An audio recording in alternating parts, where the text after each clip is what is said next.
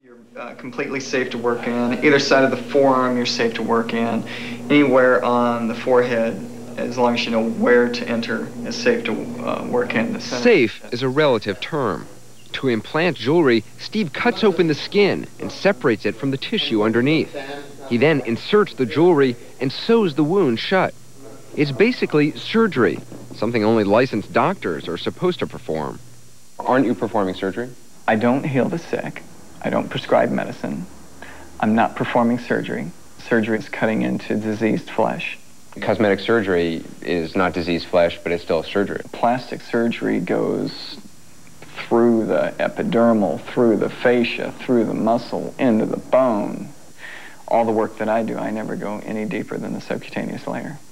Once you've made an incision and done something to modify the human body, that's surgery. Greg LaTrenta is a plastic surgeon in New York. In the last year alone, he's had 5 patients who become infected by implants.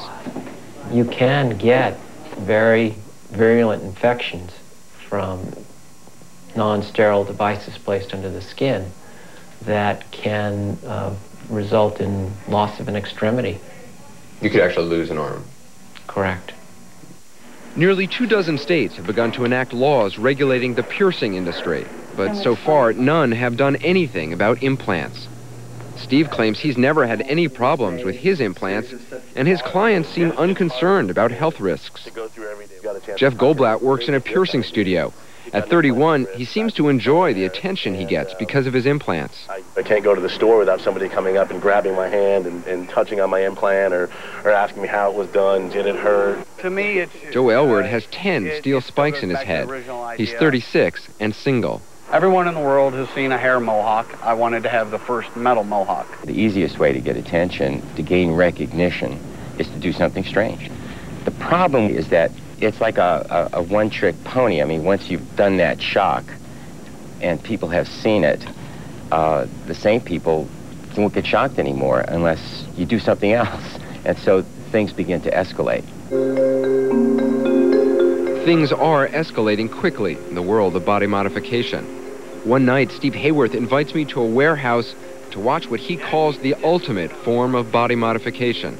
It's called suspension. Using steel hooks attached to ropes, Steve will suspend a man named David Woodward by the skin of his back. David is 28, a concert promoter. He's also the father of a 4-year-old. Why are you doing this? Just wanted to know the feeling of it and what it's going to feel like once I'm in the air. 3 big deep breaths, and inhales and exhales. I'm going to breathe with you. Suspension isn't really a body modification, but it's an evolution of the same idea. Like body modification, suspension is a way of shocking yourself and others, a natural step for those who've tried everything else. After inserting 4 hooks into David's back, Steve attaches ropes and hoists him up. Bring it up. Go. Keep going.